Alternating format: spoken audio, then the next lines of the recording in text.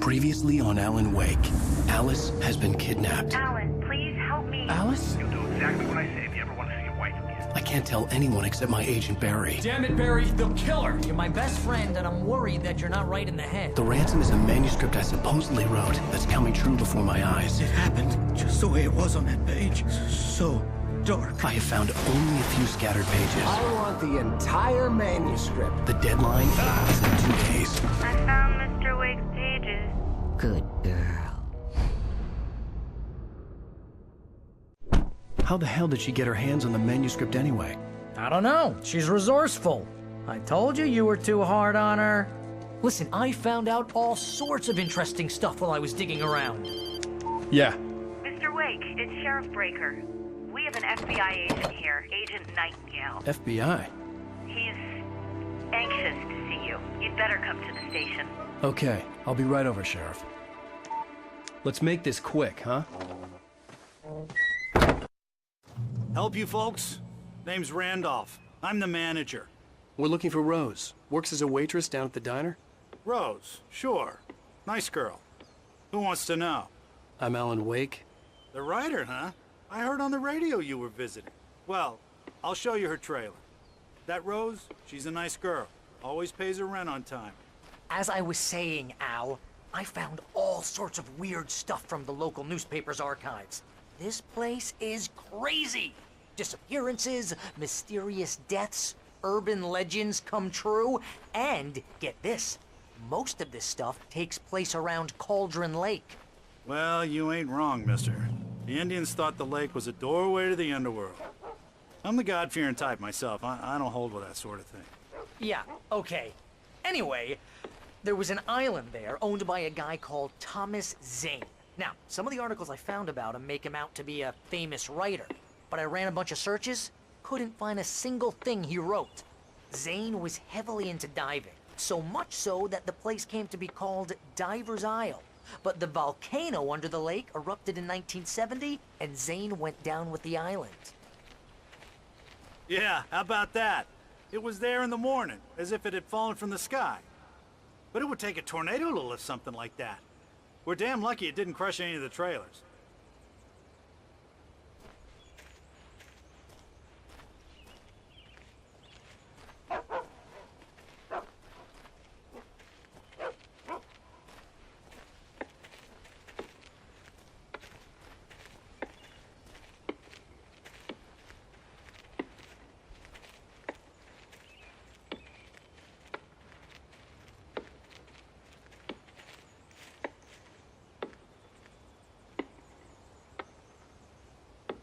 It gets better. A local girl, Barbara Jagger, drowned in Cauldron Lake just a week earlier. They were lovers. Sure, Jagger's a local spook story. The Scratching Hag. Comes for you in the dark. Childish stuff like that. Anyway, Al, I'm just getting to the best part. All of the articles about this stuff were written by Cynthia Weaver. I asked around, and she's that crazy bag lady you met. What, the lamp lady? She can be a little loopy, but she's not homeless or anything. Yeah, anyway, she knew both Jagger and Zane before they both died, and she had some kind of a breakdown.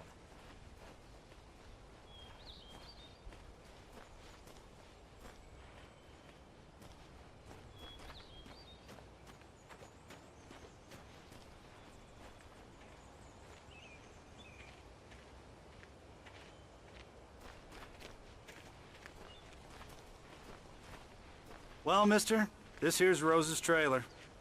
You mind me asking what you want with her? We're just here to talk to her, pal.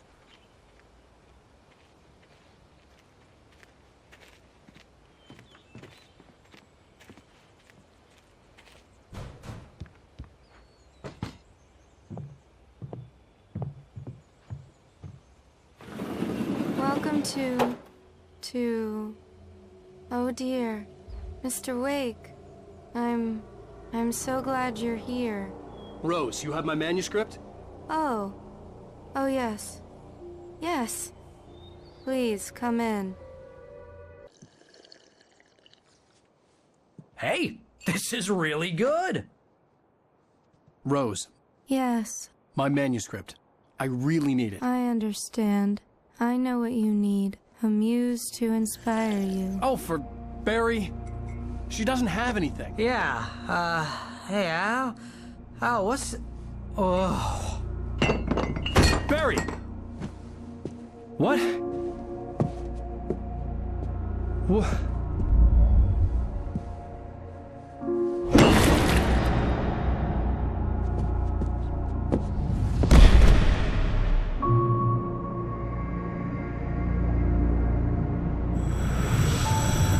It's coming for you, hiding in my barber's skin. I'm too weak to stop it. You must turn the lights on. I promised I'd come visit you and your lovely wife. You must finish what you started. I insist. You must turn the lights on. Turn the light on. Back to work, boy.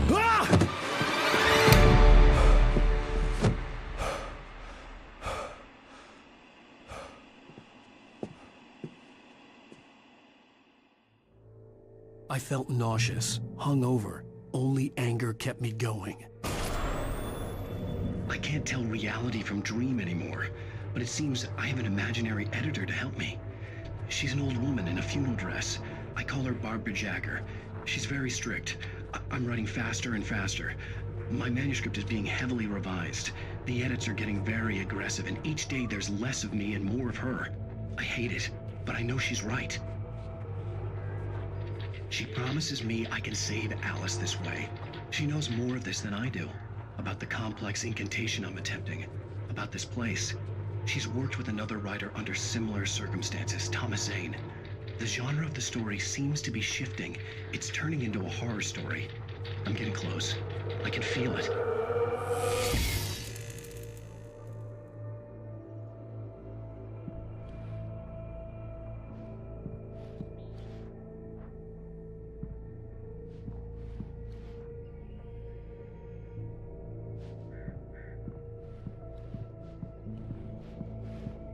Rose took a day from me. I had less than 12 hours left to meet the kidnapper.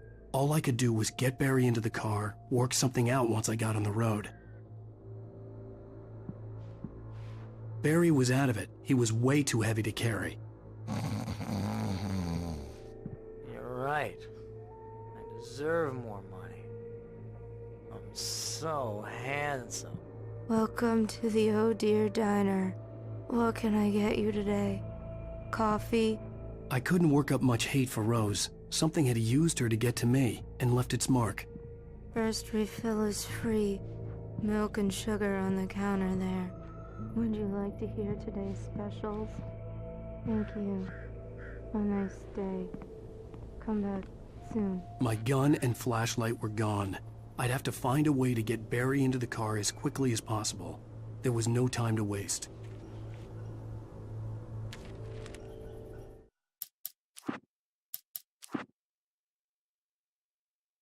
Mr. Randolph liked Rose. That little smile she had. How she was still sweet when life had tried so hard to make her bitter. It wasn't any of his business what she did in her trailer. But those strangers, the writer and his smart-ass sidekick, looked like trouble. And they'd been in there for hours, way past her normal bedtime. He reached for the phone and called the sheriff's station.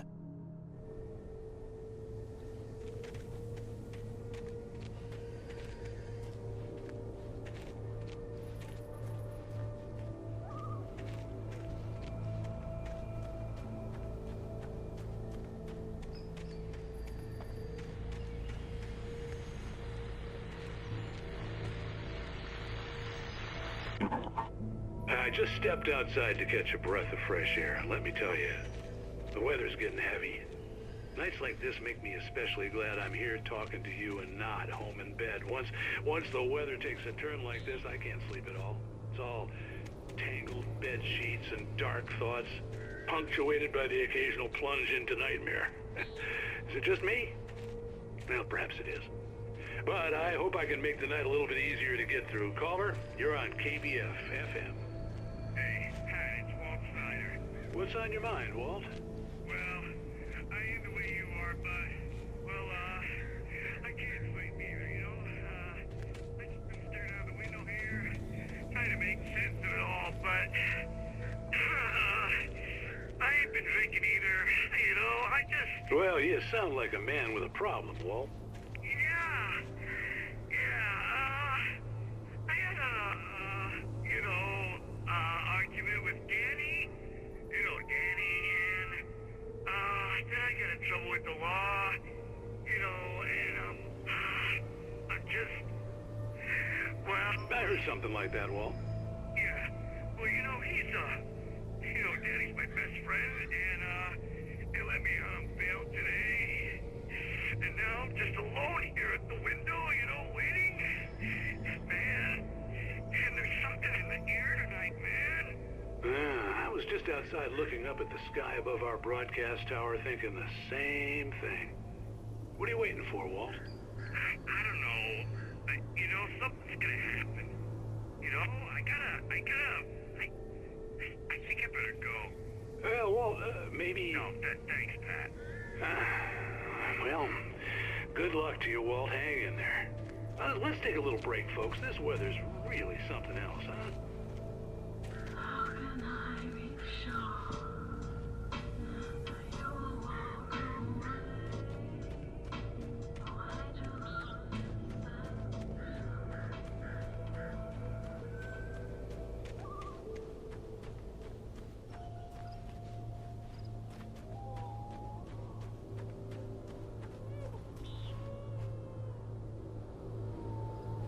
Oh, you're gonna get it now.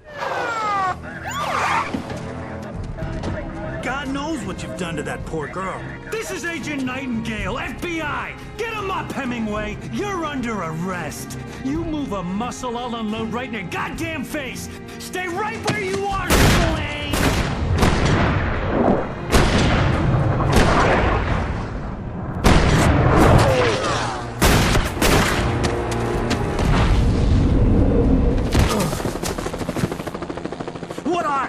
I'm standing right here, you goddamn maniac!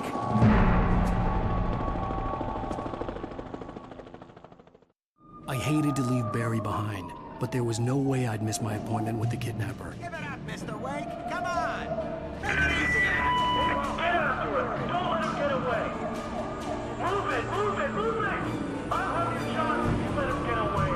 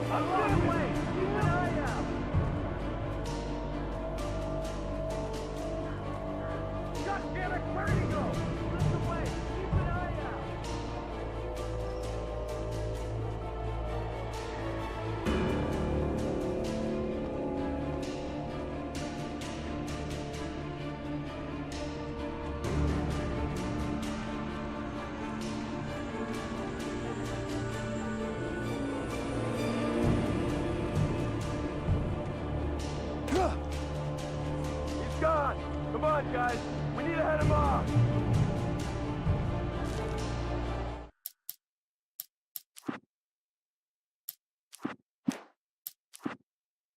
For decades, the darkness that wore Barbara Jagger's skin slept fitfully in the dark place that was its home and prison. It was hungry and in pain.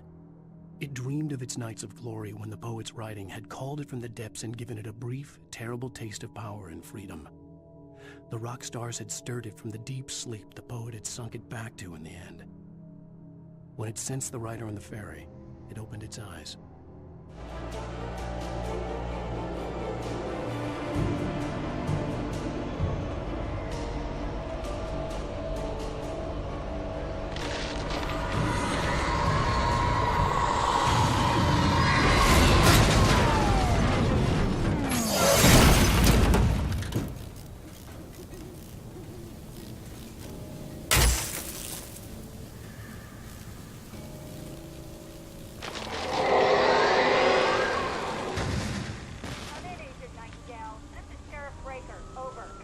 Nightingale, over. What on earth is going on? My deputies tell me he fired at Wake, and he didn't have a gun. You almost hit a civilian instead. Over.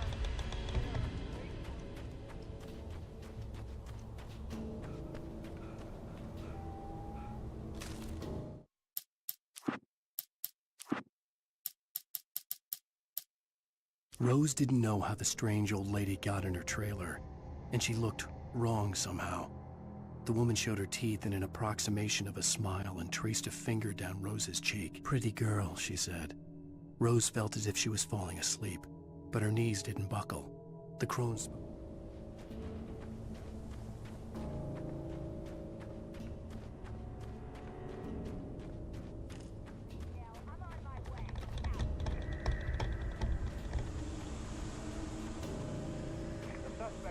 Sighted running along the gorge that leads westward from the trailer park. All units are advised that the suspect may be armed.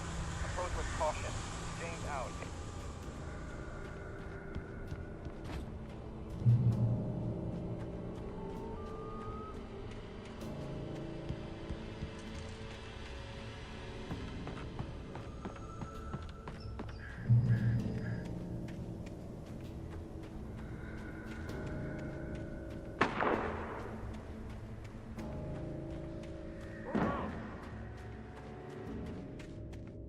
Search the area!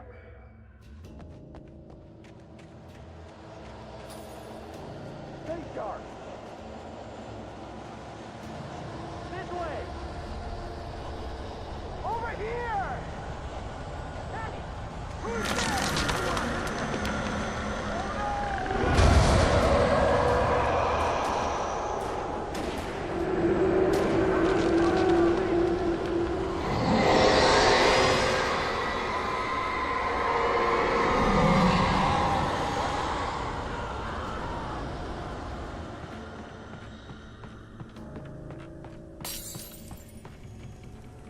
This horror was everywhere I went, circling me.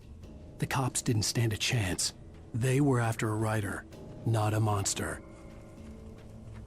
Sheriff Breaker, this is Agent Nightingale. I've lost contact with most of the men you assigned to me. It's Wake's doing. Wait, are you seriously telling me that geek writer just took out my deputies? Are you kidding? I mean, have you seen this guy? He wears a tweed jacket. Over. He's the guy we're chasing. If it's not him, who then? Bigfoot? Over. I don't know yet, but I'm not in the habit of jumping to conclusions. That tends to come back and bite you in the ass. Out.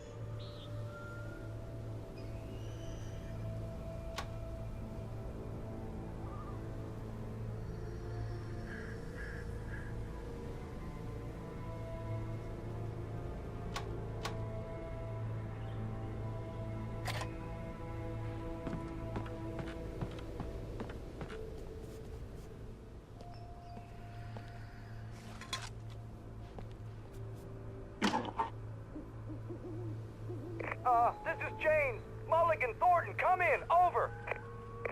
Thornton here. James, we got both Wheeler and Rose in custody. They didn't put up a fight or anything. Why, they were... Hey, what are you doing? Come on. Sit down and give me that.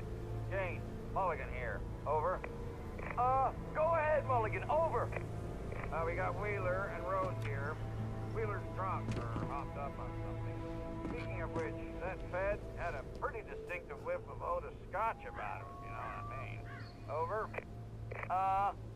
I don't have anything on that, Deputy Mulligan. Over. Well, whatever. Anyway, Rose is just being plain weird here. You better get Doc in to take a look at both of them. Over. Gotcha. You better get them here quickly. The, Fed's gonna want to interview Wheeler. Over. Oh, yeah, I'll bet he does. Looks like they have a lot in common. Mulligan out.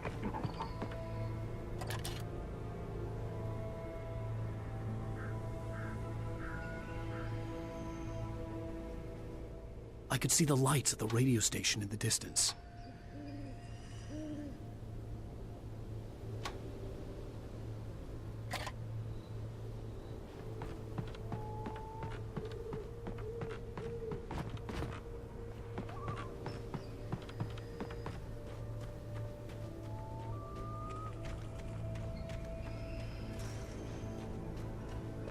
I imagined that the broadcast tower in the distance was part of the local radio station. Maine seemed like a decent guy. Perhaps he could give me directions to the coal mine.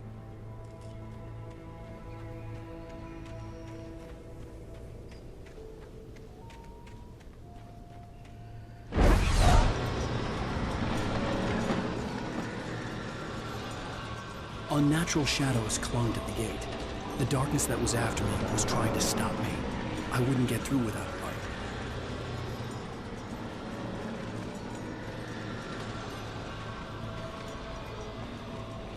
There was no power to the searchlight.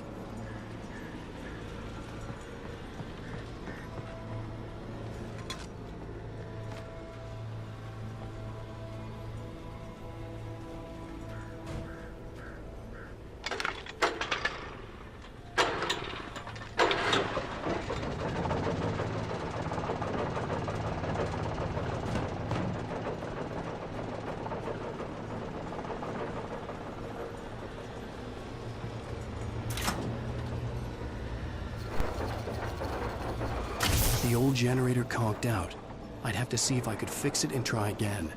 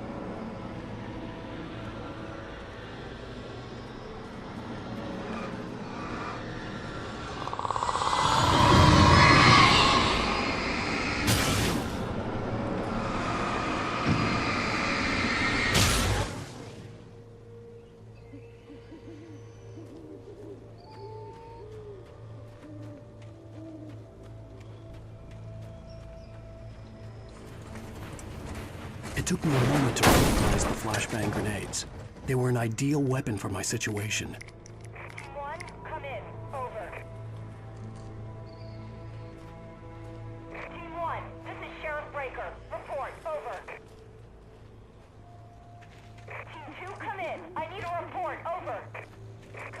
guys. Talk to me. Come in, please. Over.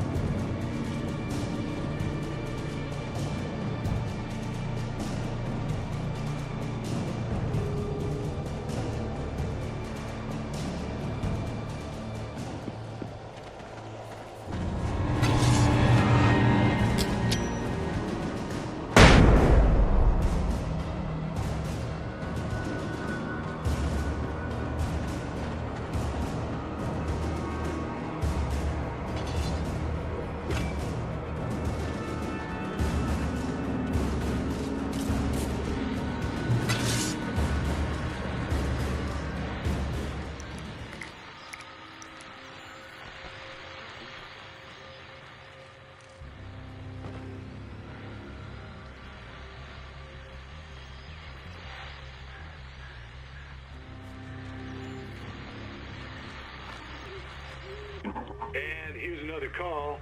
You're on KBFFM with Pat Maine. It's Milt Peabody, Pat. What's on your mind, Milt? Well, I live near the trailer park, Pat, and there's a big ruckus going on over there. Well, that's just up the road from me, too. What's going on, do you know? I don't know, but there's a bunch of police cars there, lots of sirens, a helicopter buzzing around, and I think I heard some gunshots. Gunshots? Yes, sir, like from a pistol. So can you find out what's going on? Because it's just next door and they're popping off guns there. They're still shooting? No, it was maybe 10, 15 minutes ago. It sounds serious, Pat. I'm telling you, it don't sound like no party. I'm certainly going to give the station a call, Milt. Okay. You'll hear it here as soon as I hear from them. Okay, thanks.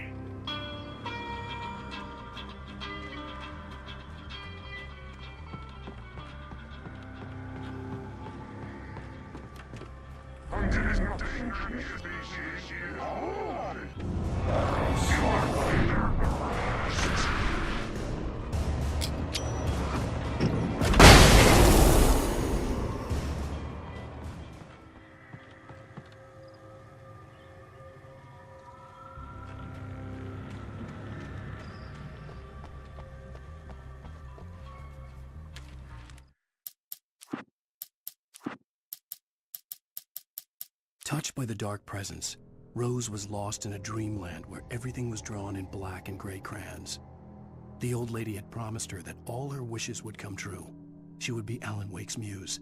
She was smiling so hard it hurt her face. She crushed a bottle full of sleeping pills into the coffee. Deep down inside, she was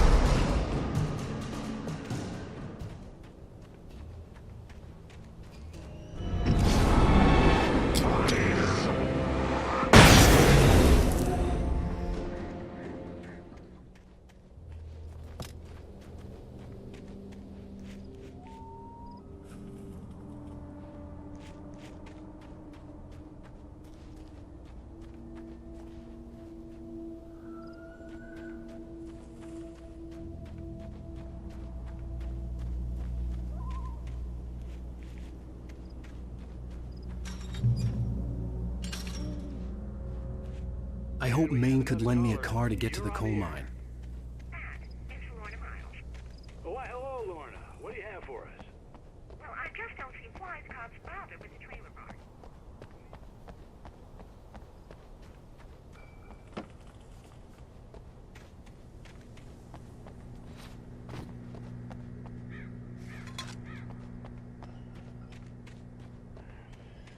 Let the trash sort themselves out. I'm sorry, but my granddaddy settled in Bright Falls in 1911. Well, thank you very much for that compassionate viewpoint, Lorna. How can I be sure that you will walk away? Why'd you love this Oh, here's a little surprise. The famous writer Alana Wakea just walked in. Folks, I'm going to see if I can talk him into an interview. Come on in, Mr. Oh, I'm so glad you could find the time to do this, Mr. Wake. Nowhere to run now, Dan Brown. You back away from me. Don't hurt. Whoa. Everyone calm down. Put the gun down. We're all friends here, right? Cool your jets, Nightingale. We got him. What the hell's the matter with you? There's a civilian in there.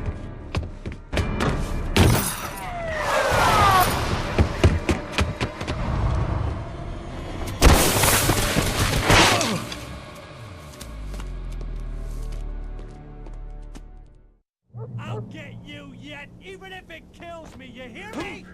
You hear me, H.P. Lovecraft? I had fallen off so many cliffs it was ridiculous. That's what you get for naming a book The Sudden Stop. It was probably good I hadn't had the chance to tell Maine where I was going. I'd have to lose the cops and find my own way to the mine.